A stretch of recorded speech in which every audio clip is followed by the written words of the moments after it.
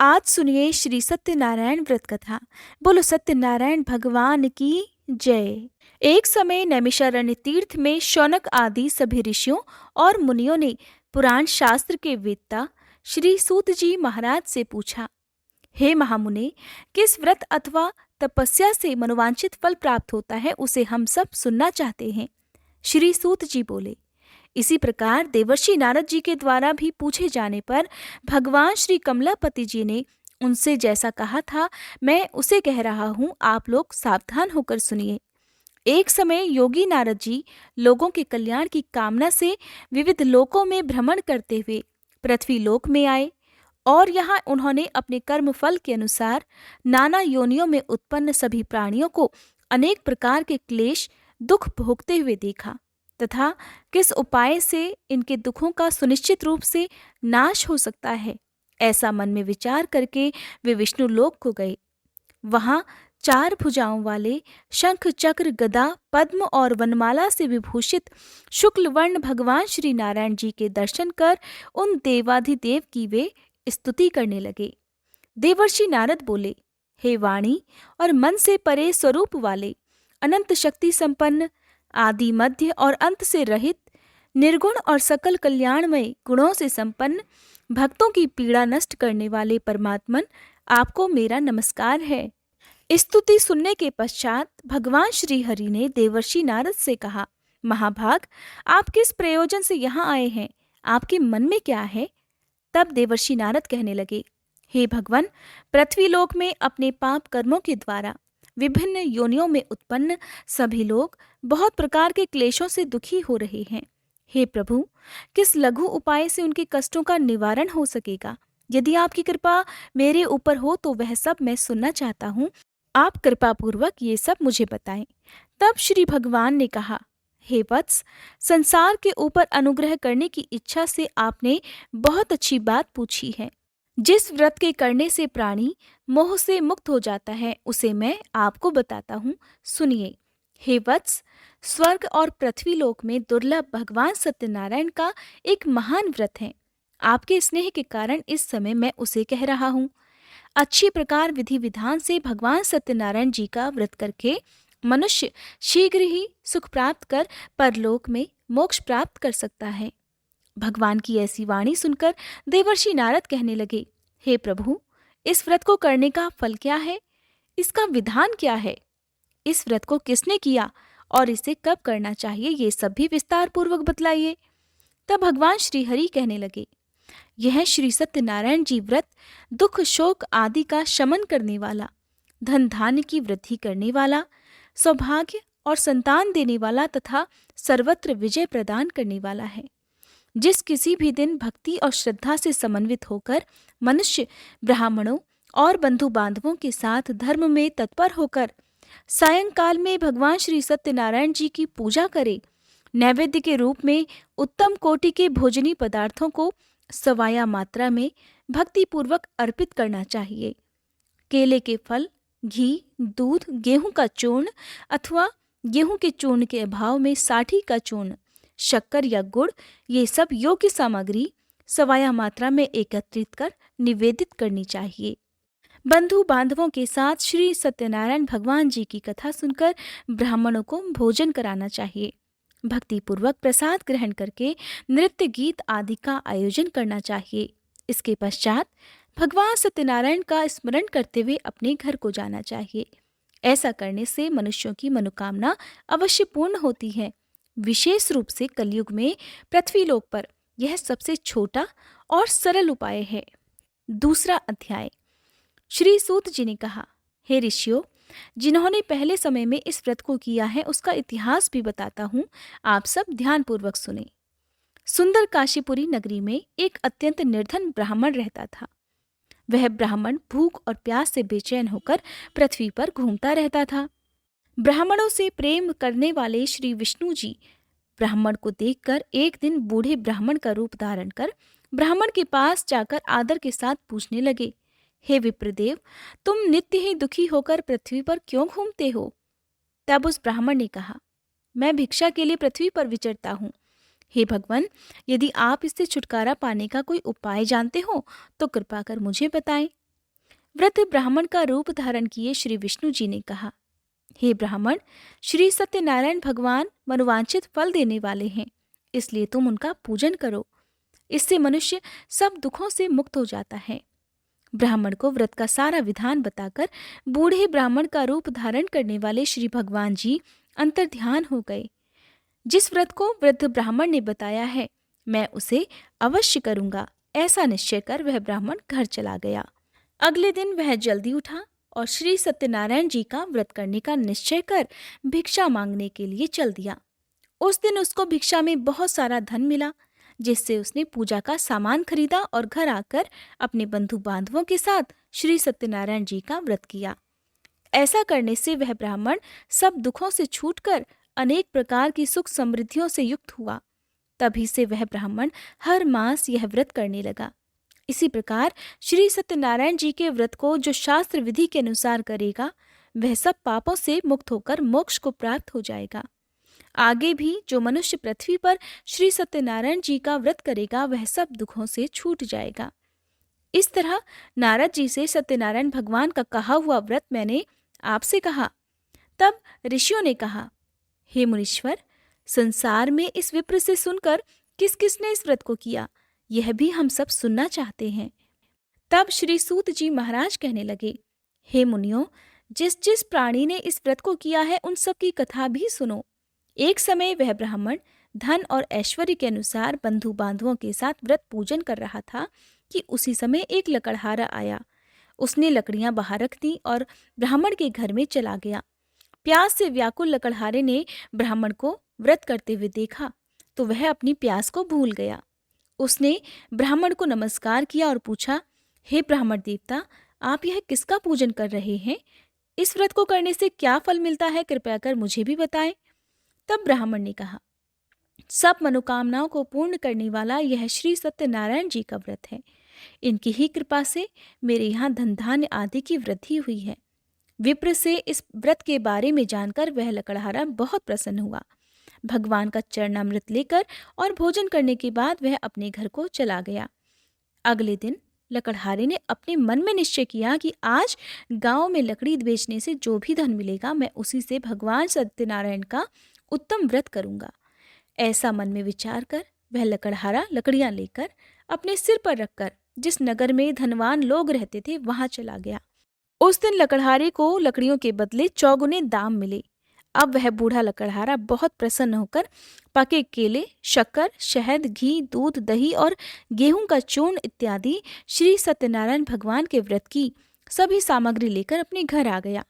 फिर उसने अपने बंधु बांधवों को बुलाकर विधि विधान के साथ भगवान की पूजा और व्रत किया।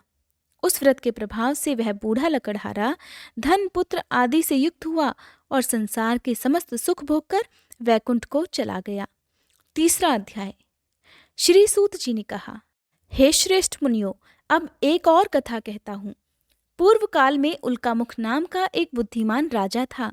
वह सत्य वक्ता और जितेंद्रिय था। प्रतिदिन मंदिरों में जाता और गरीबों को धन देकर उनके कष्ट दूर किया करता था। उसकी पत्नी सुंदर और सती साध्वी थी। भद्रशिला नदी के तट पर उन दोनों ने श्री सत्यनारायण भगवान जी का व्रत किया।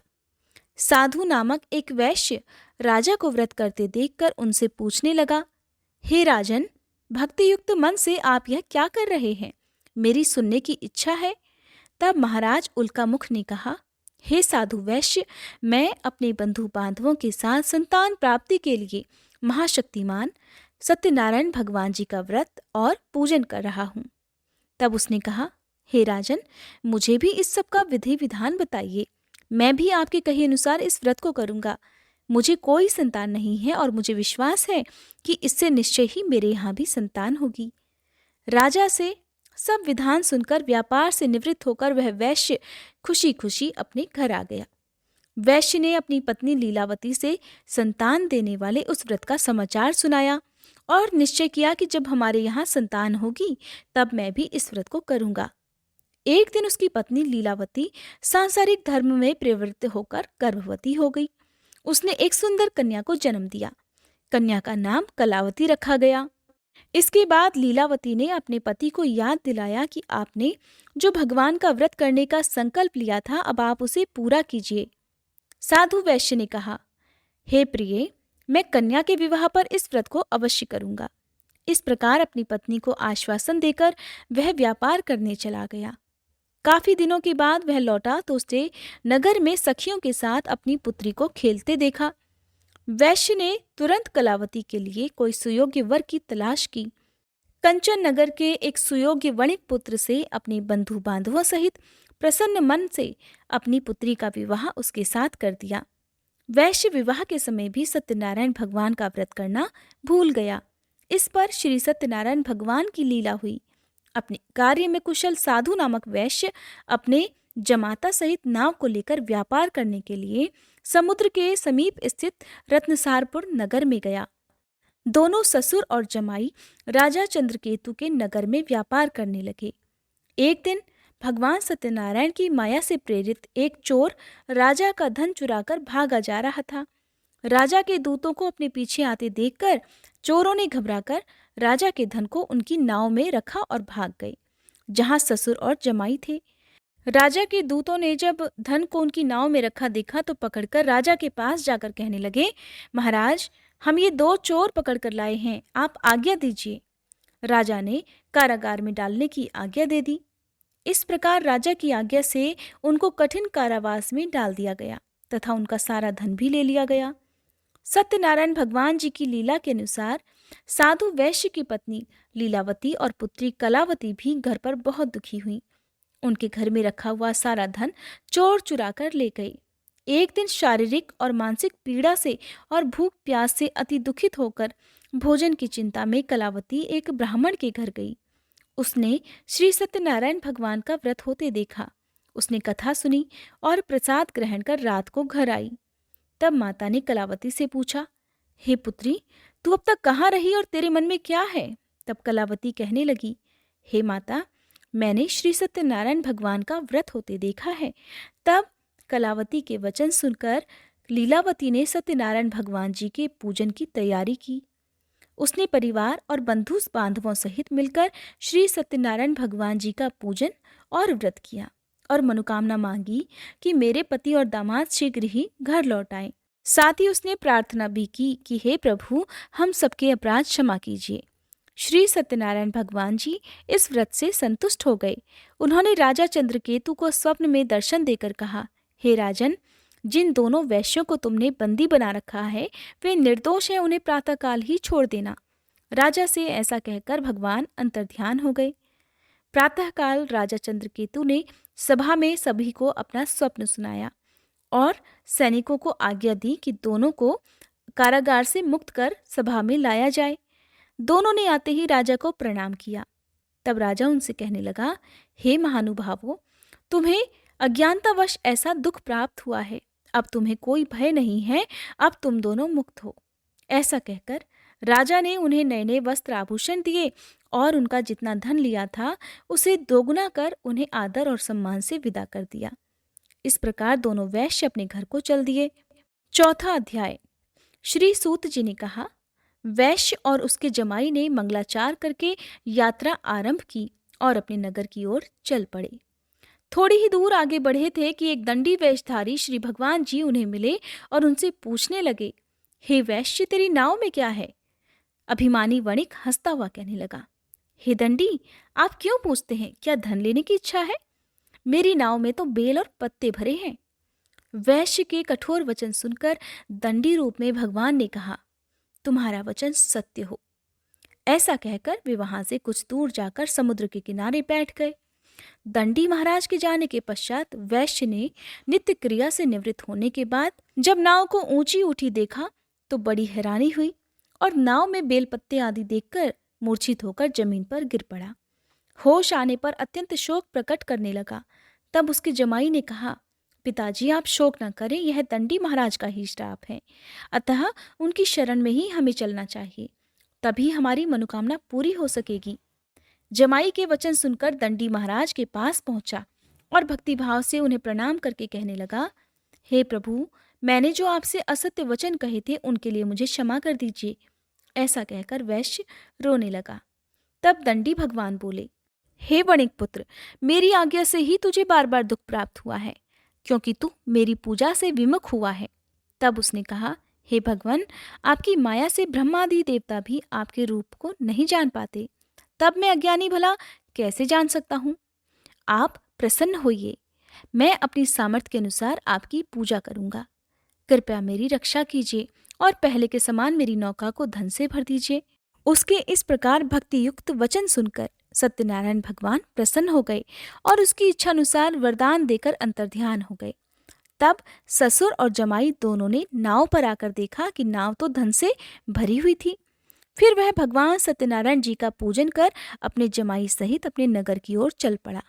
जब वह अपने नगर के निकट पहुंचा, तब उसने एक दूत को अपने घर भेज दिया। दूत ने वैश्य के घर जाकर उसकी पत्नी को नमस्कार किया और कहने लगा, आपके पति अपने दामाद सहित इस नगर के समीप आ गए हैं। लीलावती और उसकी कन्या कलावती उस समय भगवान का पूजन कर रही थी। दूत का वचन सुनकर साधु की पत्नी ने बड़े हर्ष के साथ सत्यदेव का पूजन पूर्ण किया और अपनी पुत्री से कहने लगी, मैं अपने पति के दर्शन को जाती हूँ, तू भी पूजा समाप्त कर शीघ्र आ जाना। परंतु कलावती पूजन और प्रसाद छोड़कर जल्दी जल्दी अपने पति के दर्शन करने के लिए चली गई, परंतु उसको पति के दर्शन प्राप्त ही नहीं हुए। नौका को डूबा हुआ और कन्या को रोती हुई देखकर वैश्य दुखी होकर कहने लगा, हे प्रभु, मुझसे या मेरे परिवार से जो भूल हुई है उसे क्षमा कीजिए। इस प्रकार वह रोने लगा। उसके दीन वचन सुनकर सत्यनारायण भगवान फिर से प्रसन्न हो गए। तभी आकाशवाणी हुई, हे वैश्य, तेरी कन्या प्रसाद छोड़कर आई है, इसका पति इसी कारण अदृश्य हो गया है। अब यदि तेरी कन्या घर जाकर प्रसाद खाकर लौटे तो इसका पति इसे अवश्य मिल जाएगा। आकाशवाणी सुनकर कलावती ने घर पहुंचकर पूजन विधिवत समाप्त किया और प्रसाद ग्रहण करके अपने पति के दर्शन किए। तत्पश्चात वैश्य ने वहीं बंधु बांधवों सहित भगवान सत्यनारायण का विधिपूर्वक पूजन किया और वह इस लोक के सभी सुख भोगकर अंत में स्वर्गलोक को चला गया। 5वां अध्याय। श्री सूत जी ने आगे कहा, हे ऋषियों, मैं एक और कथा भी कहता हूँ। प्रजापालन में लीन तुंगध्वज नाम का एक राजा रहा करता था। उसने भगवान सत्यनारायण का प्रसाद त्याग कर बहुत दुख पाया। एक समय राजा वन में वन्य पशुओं को मारकर बड़ के वृक्ष के नीचे आया। वहां उसने ग्वालों को भक्ति भाव से बंधु बांधवों सहित श्री सत्यनारायण जी का व्रत पूजन करते देखा। परंतु राजा ये सब देखकर भी अभिमानवश न तो वहां गया और न ही सत्यनारायण भगवान को प्रणाम किया। जब ग्वालों ने भगवान जी का प्रसाद उसके सामने रखा तो वह प्रसाद त्याग कर अपने नगर को चला गया। नगर में पहुंचकर उसने देखा कि उसका सब कुछ नष्ट हो गया है। वह समझ गया कि यह सब भगवान सत्यनारायण ने ही किया है। तब वह वापस उसी स्थान पर आया और ग्वालों के पास गया और विधिपूर्वक पूजन कर प्रसाद ग्रहण किया तो सत्यनारायण भगवान की कृपा से सब कुछ पहले जैसा ही हो गया और फिर वह सारे सुख भोग कर अंत में स्वर्गलोक को चला गया। जो मनुष्य इस परम दुर्लभ व्रत को करेगा, श्री सत्यनारायण भगवान की कृपा से उसे धन धान्य की प्राप्ति होगी। इस व्रत के प्रभाव से निर्धन धनी, बंदी बंधन से मुक्त होकर निर्भय हो जाता है। संतानहीनों को संतान प्राप्ति होती है और सभी मनोरथ पूर्ण होकर अंत में वह वैकुंठ धाम को जाता है। जिन्होंने पहले इस व्रत को किया, अब उनके दूसरे जन्म की कथा भी सुनिए। शतानंद नामक ब्राह्मण ने सुदामा के रूप में जन्म लेकर भगवान कृष्ण की भक्ति कर मोक्ष प्राप्त किया। उल्कामुख नाम के महाराज राजा दशरथ बने और श्री रंगनाथ जी का पूजन कर वैकुंठ को प्राप्त हुए। साधु नाम के वैश्य ने धर्मात्मा और सत्य प्रतिज्ञ राजा मोरध्वज बनकर अपने पुत्र को आरे से चीरकर मोक्ष को प्राप्त हुए। महाराज तुंगध्वज स्वयंभू मनु हुए। उन्होंने बहुत से लोगों को भगवान की भक्ति में लीन कर मोक्ष प्राप्त किया और वह लकड़हारा भील अपने अगले जन्म में गुह नामक निषाद राजा हुआ, जिसने भगवान श्री राम के चरणों की सेवा कर मोक्ष प्राप्त किया। सत्यनारायण भगवान व्रत कथा समाप्त।